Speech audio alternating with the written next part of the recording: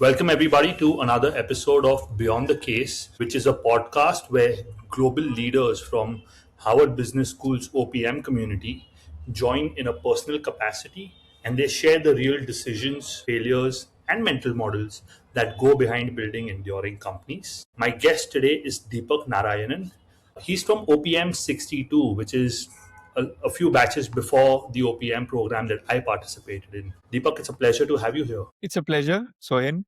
Thanks for pulling me out from nowhere. I know you have a lot of choices because the OPM community is big, but I'm kind of looking forward to this podcast. Thank you. Deepak, do you just want to introduce yourself, what you do, and help the listeners understand about your background? Yeah, absolutely. For those of you listening in India, I run a consulting firm. Consulting is not a very sexy business, unlike being in tech today, right? With all the valuations and page one being featured on newspaper frontline headlines. But look, at the end of the day, I feel that consulting is what tech or IT services used to be about 30, 40 years back, right? So with the growth in the economy and with the amount of talent that's available in India, especially in the advisory and in the consulting space, I think this is probably going to be the next big thing in terms of the industry build out.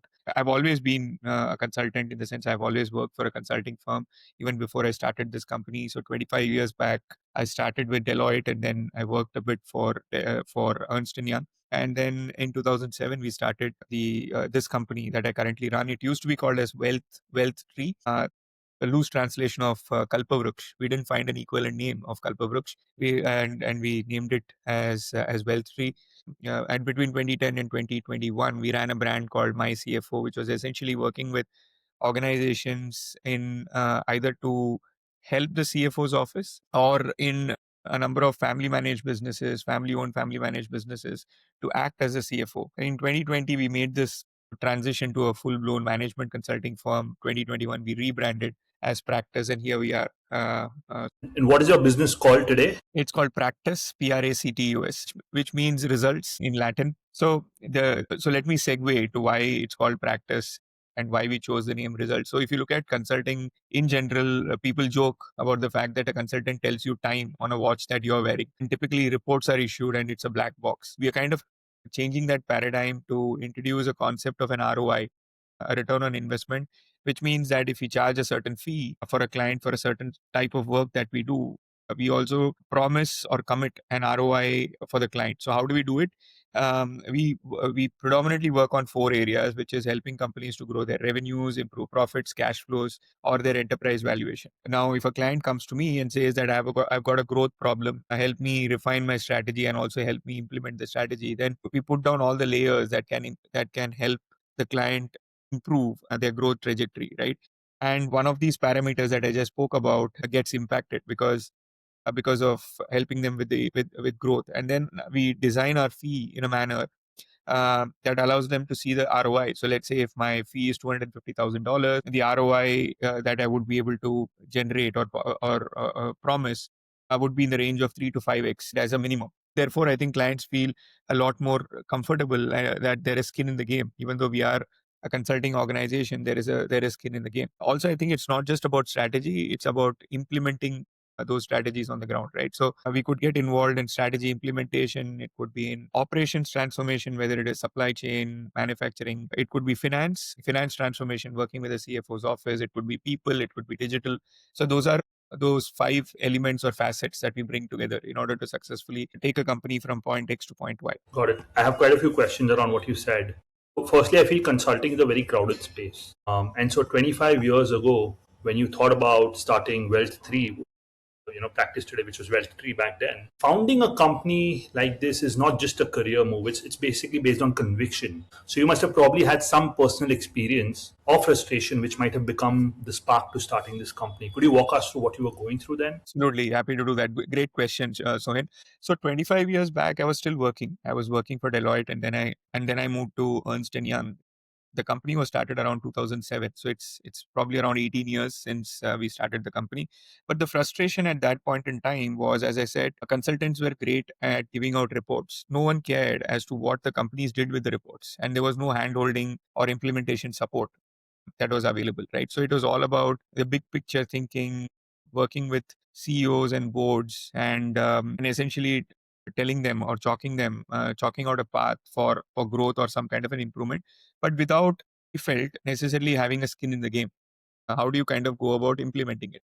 It's like criticizing the government and telling you should have done this, you should have done that, but are you a part of the problem? Sorry, that problem. So we said we should be solution givers rather than trying to just point out the problems or tell them broadly how to go and address the problem, which was the first part around the frustration. If you look at the second part, which is when Wealth3 was founded, at that point in time, India was still, I would say, relatively a snake charmers country. While I think things were opening up, private equity really took shape only in 2010, 2020, 2010, 2011 in India. So prior to that, it was still a place where companies kind of struggled. Overseas companies kind of struggled to set up operations, particularly around sectors which were not frontline sectors. So data availability was a problem. CXO talent was not as much available as it is today. And then the general nuances or intricacies of doing business in this country was still fairly tough. And not to mention the cultural aspects, right? So in the last 10 years, culturally, I think Indians are far more integrated with the rest of the world as compared to 18, 19, 20 years back that I'm talking about.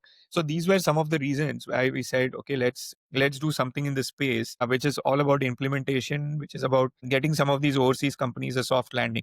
Now, post 2008, when the global recession kind of hit us, we were forced to pivot and change our business model. We said, look, the number of overseas companies coming into India, the numbers had kind of dwindled, and the quality of these companies were not great. And by 2010, we were seeing a bit of a shift in the Indian entrepreneurial ecosystem, where legacy businesses, for instance, a second and third generation were getting in. They were all Ivy League educated, or they went to good colleges, even in India. And there was a general push or shift towards better standards of governance, replacing bank funding with private equity, or even taking their companies to a listing. There was a sense that they should do joint ventures, collaborations, technical collaborations, and stuff like that. So I think general level of governance kind of went up, uh, and therefore I think it was getting far more acceptable and easier for us to work with some of these legacy or family owned businesses, right? And we did that until 2015, 2016, which is when we took a round of funding, and then we decided to expand the team. We decided to get into other geographies. We decided to invest in technology for ourselves, right? And then we kind of scaled up. Then it was a natural extension. Scale up happened. By 2020, we felt that the type of service that we were providing for our clients was not just finance or CFO related. I think we were touching operations, we were touching strategy, we were touching the change management people side. We were doing a lot of work around digital transformation, and therefore that was a time we felt there was a need for us to change the brand. I mean, the brand has got to resonate what we do, and then naturally we kind of move towards practice being that brand with ROI being the focus, right? So that, in a snapshot, has been the journey so far. Are your clients business owners from India, or do you also cater to international business owners? So right now, I think we we have clients across 10 geographies. We have offices in India, in Dubai, and in the US. Clients predominantly are in. You can kind of segment them into four. Right? So one is family owned, family managed businesses. In India, there are Indian multinationals, right? So think of all the large Indian conglomerates. Some of them are customers. The third category would be global corporations, and the fourth would be private equity portfolio companies today. So we have got these four large segments where we kind of operate, and pretty much it would probably be around 25, 26% in each of these segments, give and take 2-3% here and there. How did you get a first customer once you started out? There is a co-founder in the business, Venkat.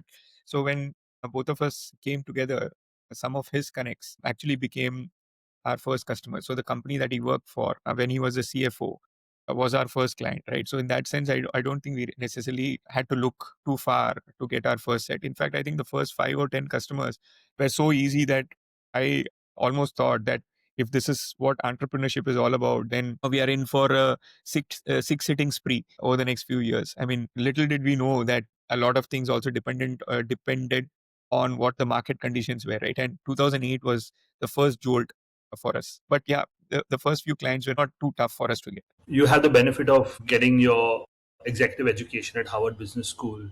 You've met with a lot of business owners from an international background, and you work with clients who potentially are generational business owners in the Indian ecosystem. So, could you talk about some of the nuances you see about business owners from generational wealth and second or third generation business owners in India, and how that differs in a mindset from what you see internationally? Yeah. So again, a question, great question. See, I would say that uh, if you look at if you were to look at all the companies in India, 99% of the companies in India are less than 500 crores in revenue. Okay.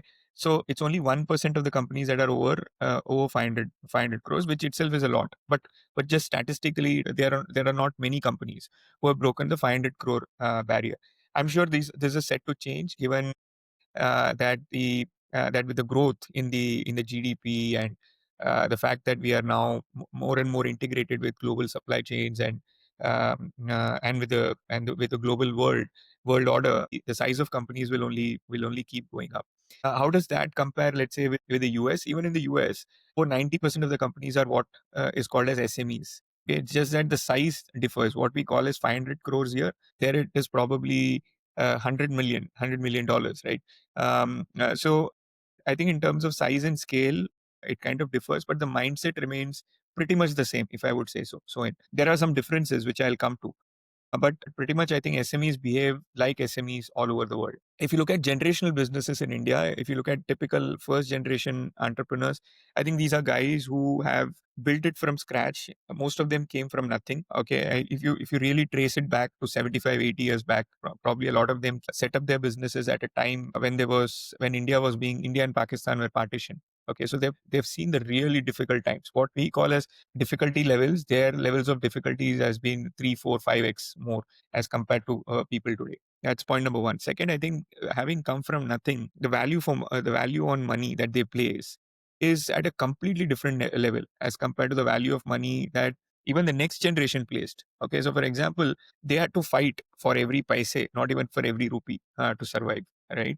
And therefore, I think when it came to spending money, when it came to building out a legacy or their lifestyle, they were probably a lot more conservative as compared to generations that came later on. And even if I look back at people of my father's generation, probably in their 70s, they would tell you stories on how even when they were making money, they were not sure whether this money would last. They always conserved. They were always said, let's save rather than splurge.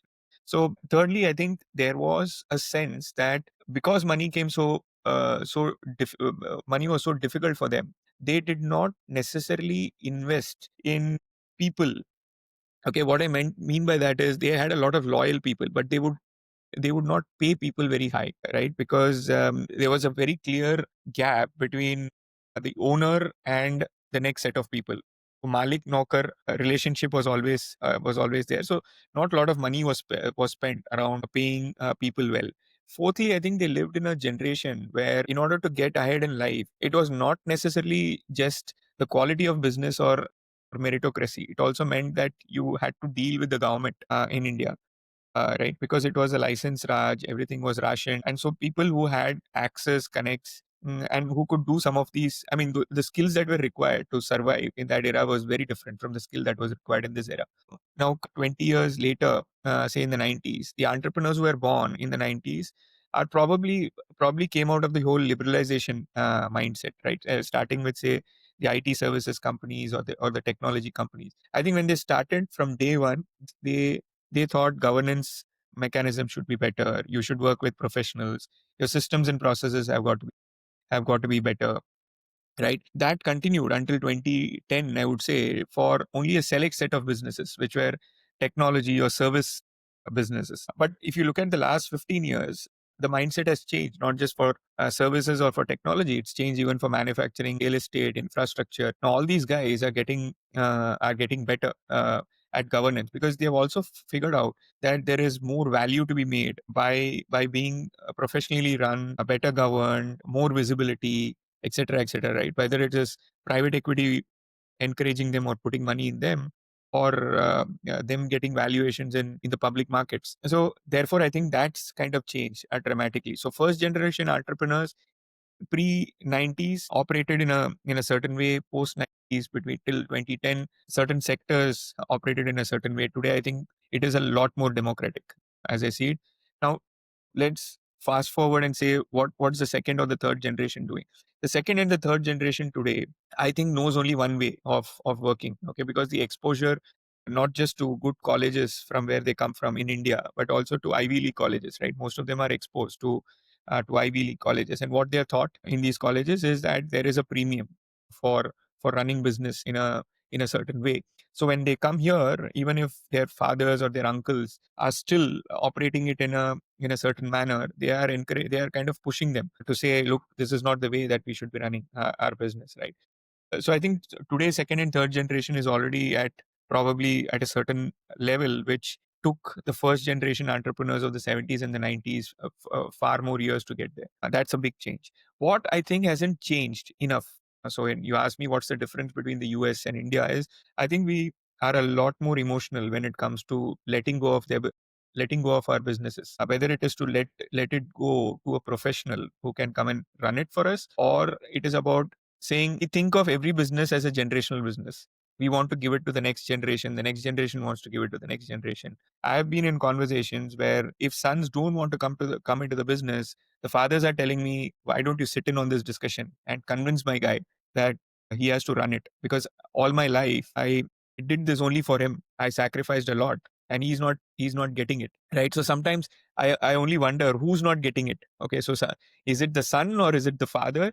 Both are right in their own ways, right? But the son does not necessarily want to run the business that the father has run.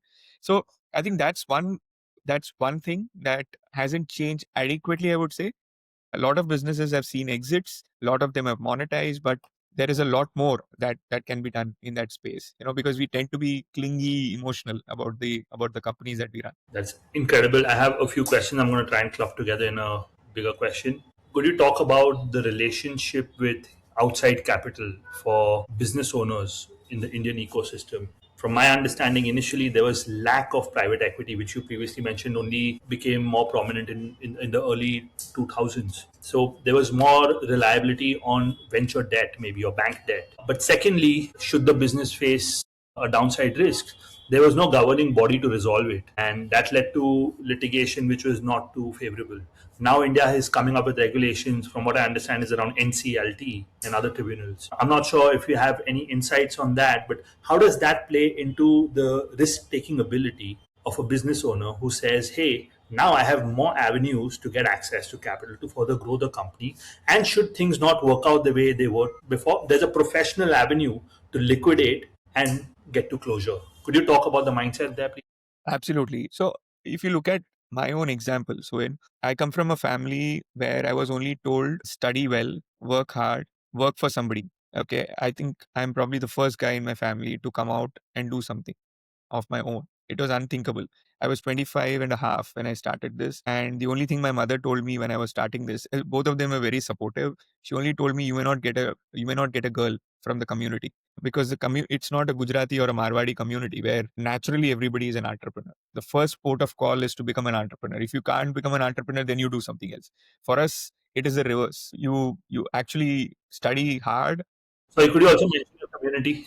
Yeah. So I'm from a Tamil Brahmin community, right? So the largest number of CEOs and CFOs and professionals would come from this community. Extremely small community, but considered as very academically oriented and always work for somebody else. And while I think I know the names of these professional CEOs globally, could you throw in some names so the outside audience can also Yeah. relate to who you're talking about? Absolutely. So you look at India, right? So you look at the Tata Group, N. Chandrasekaran, for example, right? Is a Tam Bram, right? Sundar Pichai is another one. You have the Adobe guy. So a number of these people who run successful large businesses, both in India and overseas, come from this extremely small community, and we were always told, like the Jains, right? You will never see a Jain. You will hardly see a Jain who is told to go and work for somebody else. Okay, the first port of call, as I said, is to start your own business. So the community encourages you to set up a business, or to join a business, and therefore, coming from that background, it is extremely hard. Forget the risk taking. I think even to go and tell your parents that I'm going to do this is a big deal for you. Okay, so that's my story. But in general, I think risk taking and more importantly, if you fail, you take the risk and you fail. It was a stigma some time back. It still is, but we have come a long, long way. Today, I think kids who are in their 20s, entrepreneurs who are in their 20s, can actually start companies, get funded. They can fail and they can go and start another venture. And it is not considered to be a stigma anymore. Okay. And there are number of these cases where guys actually started their businesses, they raised huge amounts of capital, they did not succeed, they went back. I have a friend who did this when he was in his mid 30s. Four of them came together. They started a company which was funded by some of the top venture capital funds. They ran that company for 5 to 6 years. It didn't work. They went. I mean, nothing happened. He went and got a job. Now all four of them are in CXO positions in another company. No, so this was unimaginable in my view a few years back. Second thing that's changed, and maybe it's not to do with the risk a bit, but if you look at second and third generation, they are not necessarily obliged to join their fathers or their uncles or their grandfathers. But today, maybe it's because of the security that they have. There is enough capital that and these guys have accumulated. The families have created wealth that the families have created over a period of time that allows these people to take unconventional bets. Okay, they don't even want to run an operating business. They just want to be an investor or they want to pursue their passion. Now, how many of us would have even imagined, let's say, Mr. Birla's son, right, is an aspiring cricketer? Would Mr. Birla have pursued his passion 35 years back? Debatable. Okay, but today's son has the freedom to go out and pursue his passion without worrying too much about how he'll be judged. He's not the best cricketer. He's not in the top 1 percentile of cricketers who would even play for India. But the fact that he's still at it, he's playing club cricket, tells a lot about the fact that this guy has been given the freedom to pursue his passion. Right. So things have changed quite a bit from that standpoint. Unfortunately, I think some things haven't changed. For example, you spoke about the IBC. If it was brought about with a big bang, okay, when it was introduced, a lot of us thought that this would be a game changer because if you look at the US particularly, the market for restructuring is huge. Companies go through downturns, they don't get it right, but there is already there is always someone to bail you out. Okay, whether these are restructuring funds or even banks who are willing to take bets on some of these entrepreneurs, put in capital, even change the management team and resurrect the brand or the company. But in India, unfortunately, that's not really happened because banks still continue to be, as they call it, fair weather friends. Okay, they give you a chata when you don't need it. Okay, the risk-taking appetite is very, very low, and also I think a lot of our banks, which are sitting on capital, are public sector banks. Right? And we all know that public sector banks are also hot potatoes. I mean, politically they could be very dangerous. If governments take calls on helping company A versus helping company B, all these tend to be political landmines, right? So therefore, I think in that space, we haven't necessarily seen too much of innovation or too much of risk taking ability. We have also haven't seen too many of these turnaround funds coming into India. I think there was a phase when they all contemplated whether they should be coming in, but what's happening now in IBC is, say, a larger company going out and buying some of those assets in the same space, in the same industry, at a price which is reasonable. You're largely seeing like an in that space rather than opportunities for funds or for someone unrelated to put in money and make any business case out of it. So that is where we are. But huge shift from a risk taking ability. I think venture capital has certainly stepped in to play that risk taking role for a lot of entrepreneurs and wannabe entrepreneurs. Entrepreneurship is cool. Could you quickly comment on the ease of doing business in India and how you've seen that evolve over the last couple of decades? Yeah, no, come a long way again. I remember when we were in the Wealth Tree days back in 2007, one of the asks for companies who were coming here was to set up a company because that was the first step to coming in and doing business in India, and it used to take weeks together, in some cases even months, to set up a company, and the entire process was not online. There used to be a lot of paperwork. You had to go to the ROC and the income tax and the VAT, the guys. All of this used to be physical, lot of paperwork, right? Transparency was not always the best. But just look at the look at how that has changed over the last few years, right? The whole process of now setting up a company has become online. Today, income tax assessments are done online without a face. You don't even know who the income tax officer is. So it has cut time, it has brought in transparency, but more importantly, it has also made the process a lot more easier, and you don't have to grease anyone's palms to kind of get hold of a refund or go through an assessment. Okay, it happens as a matter of course. So these are some things which have kind of gone on well. Is it to say, oh, everything is hunky dory, we are the best when it comes to doing in terms of ease of business? 100% no. We have a long way to go, especially I think on the manufacturing side. Companies still struggle on a day to day basis, right? Ease of doing business is just not there. I mean, now it is relative to not just where India was. Where India was 20 years back, yeah, clearly it has improved.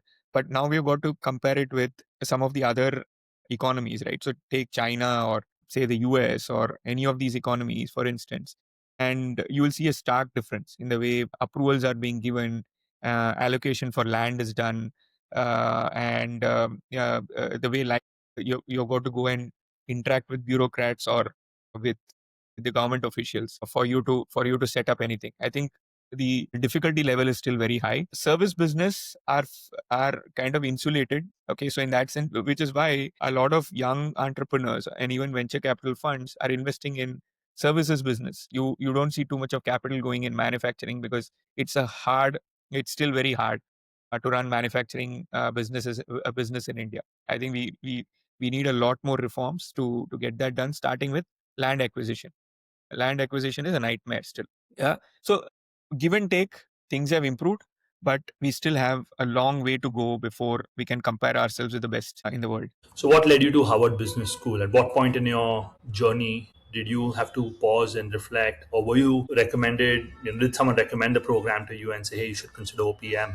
So in 2021, we are a board run company.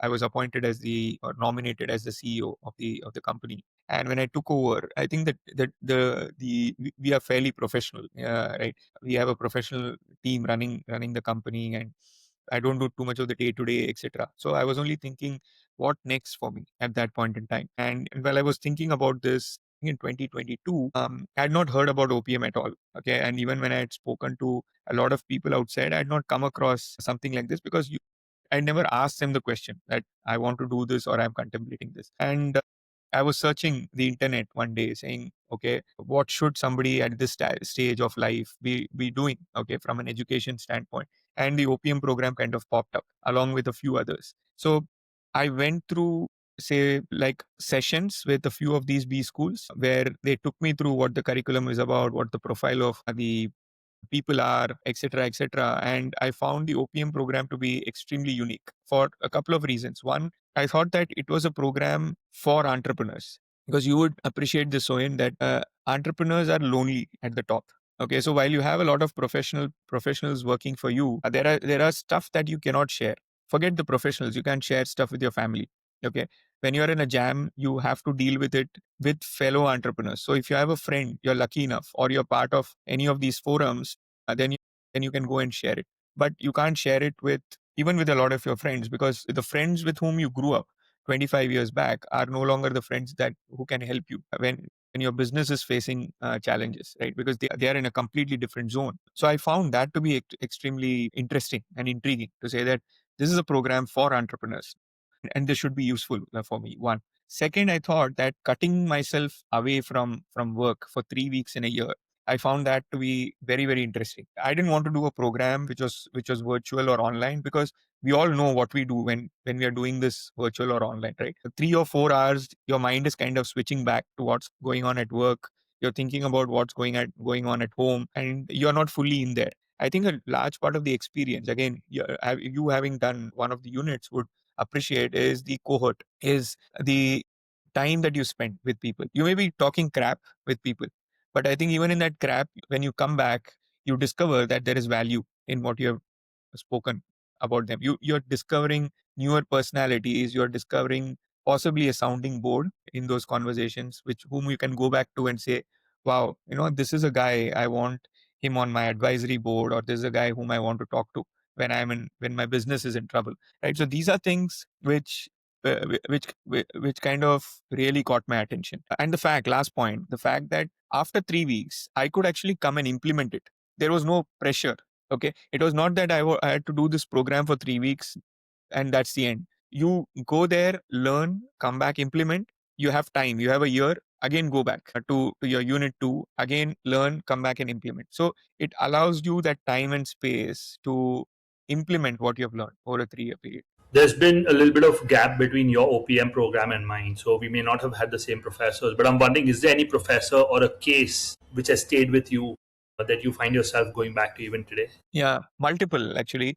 The first unit, we had a couple of cases. I don't know whether you had them. One was the Danaher case, where this company builds out a platform. Okay, so essentially they were a healthcare platform, and they go out and keep acquiring companies and keep adding it to the platform, and they are the largest unlisted. At that point in time, they were used to be the largest unlisted company that created a platform and created value for its shareholders. So I found that to be fascinating. That opened my mind to the possibilities, that in terms of how to think about scale, and not just incremental scale. I mean, how do you think about massive scale, right? Using the Danher principles, right? So that is a case that kind of stuck with me. I don't think it'll go away till I go to my grave. I think that's the kind of impact that case had on me. The other case that had a great impact on me was the Lego case. uh, I don't know whether Yeah. you had the Lego case, right? It was about how do you rationalize, right? How do you, they clearly, one of the messages was doing less is big, is more. Okay. So the fact that you don't need so many products, you don't need so many of those blocks in order to Variations create in colors. colors, right? You don't need all of that, right? So keep your business very simple. Stay focused on what the customer wants, and you'll be able to create tremendous value for your customers. That's the other case that kind of left an impression. A couple of professors who, the Toyota one, again, I don't know whether you had that, the Anand Toyota Raman. Anantraman, right? So the Toyota model, again, a great case study on operational excellence. How do you do the boring things again and again, right? So all those guys who are pulling the andon cord and doing the assembly and stuff like that, they're doing pretty ordinary stuff, right? And what does the Toyota CEO says? He says doing extraordinary things with ordinary people. Again, something that stuck, because at the end of the day, all of us are ordinary people. Okay, and we are trying to do extraordinary things. So, and to do extraordinary things, you don't need something very flashy, very big. You only need to do the 1% things right, and you need to keep doing that over and over and over and again. Those were three cases, I would say, that really stuck with me. Professors, Anant Raman, surely, I loved him for the fact that he could remember every detail about you. So when I used to go every year to him to ask one question about the business, right? And every time he used to ask not just about me, he used to remember where my father worked, including the name of the bank, my father's bank. Used to remember what my wife did, right? And he used to ask every time. Okay, that is extraordinary for a man who's looking at, say, 180 students in every cohort, and multiply that with, probably he's taught OPM for 10 years multiplied by two cohorts. So he knows 3,600 people, right? And 3,600 people, he remembers such finer details. That kind of again stood out for me, saying that look at the customer centricity, right? If I was to go to a customer, I need to know everything about the customer, not just about the business that this guy does, but also about some of the stuff, personal stuff, because that makes a huge difference.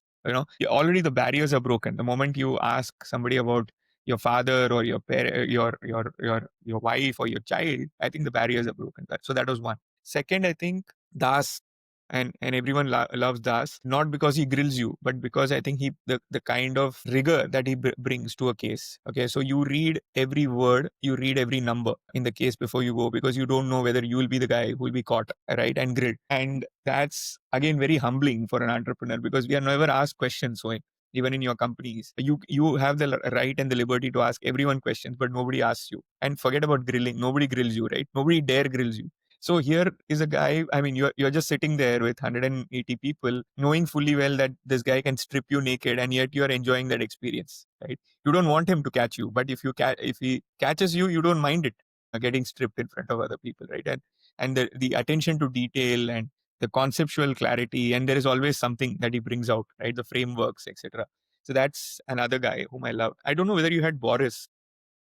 We did not have Boris, but I've heard great things. And also Linda. We didn't have Linda either. I'm guessing y'all did. Yeah, we had Linda, but Boris was unbelievable. Okay, I think leadership is a very dry subject. Okay, and it can be interpreted. It's not like operations. And they say the Toyota operating system, you have to do it in a certain way, right? But leadership is so yeah, multi-dimensional, and people have their own styles. Now, to teach a subject like that and to make it humorous, keep the class engaging throughout, is no mean feat. Okay, and Boris did that for us in Unit 1. Unfortunately, I think he had some issues at home and he couldn't come back to the school and teach Unit 2 and 3. And since then, he has not been back, right? But he was absolutely fantastic. I mean, if he had taught us for all three units, I would have actually had Boris as my number one, followed by, say, a Das and maybe Anant Raman being very close to it. Probably even somebody like a Rafaela Sadun.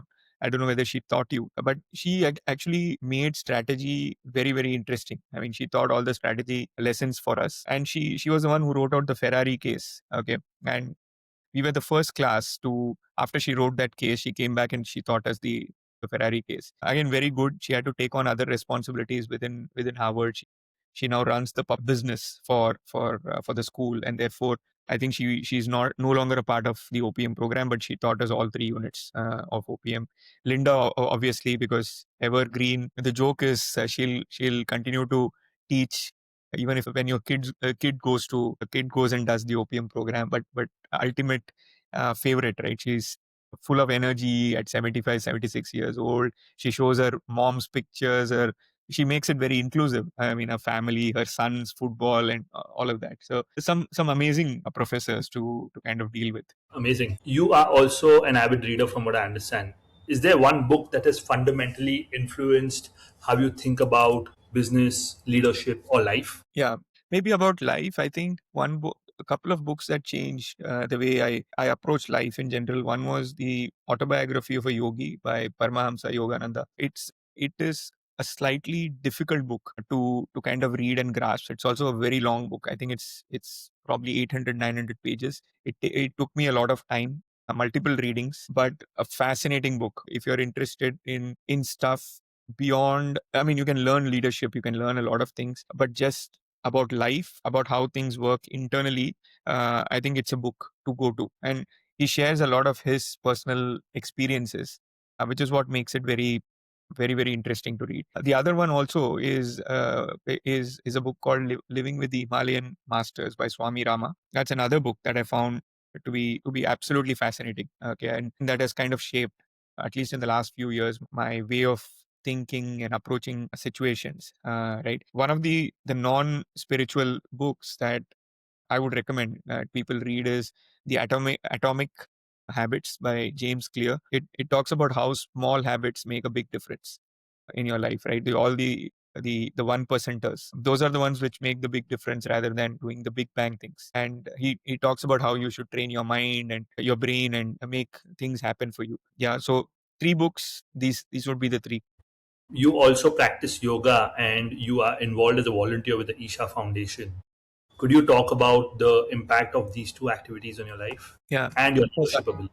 Absolutely. No, Sadhguru's influence on my life, I don't think I can even describe it. I mean, it's not about the time, but it is very difficult to describe. They say that Guru arrives when the disciple is ready. I think he arrived in my life when probably I was searching for a lot of answers.